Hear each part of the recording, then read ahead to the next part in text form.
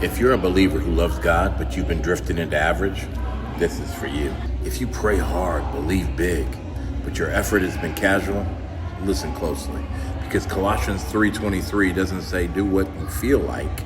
It said, whatever you do, work it with all your heart as working for the Lord, not for people. That means your standard was never people. Your standard was never applause. Your standard was never comfort. Your standard has always been God. And here's where many of us get stuck. We still believe excellence is about perfection. It's not. Excellence is worship. When you give God your full effort, you're not showing off, you're showing honor. Ecclesiastes 9 verse 10 says, whatever your hand finds to do, do it with all your might. Not half your might, not I'll do better when I feel motivated, all of it. Because half-hearted work creates double-minded faith. Come on now. Let me tell you something most people won't say out loud. Average effort creates spiritual frustration. You feel restless, you feel stuck. You feel like you're called for more, but living beneath it. That tension isn't condemnation, that tension is conviction. Excellence is worship made visible.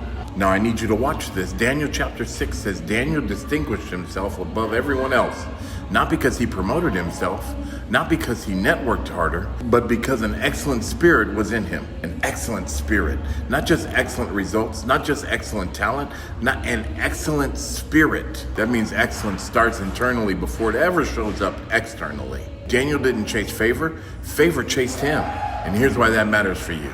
When you work with excellence, you don't need to defend yourself. Your work speaks for you. An excellent spirit turns ordinary rooms into divine platforms. As you listen to my voice right now, you're beginning to notice where you lowered your standard.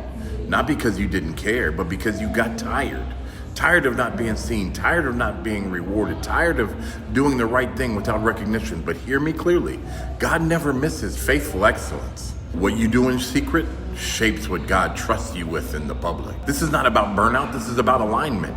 Burnout comes from striving for people. Strength comes from working for God. When excellence becomes worship, effort becomes fuel, not pressure. So today I'm calling you back, not to hustle, not to grind, but to honor. Honor God with your preparation. Honor God with your consistency. Honor God with how you show up when nobody is clapping, because excellence is love in action.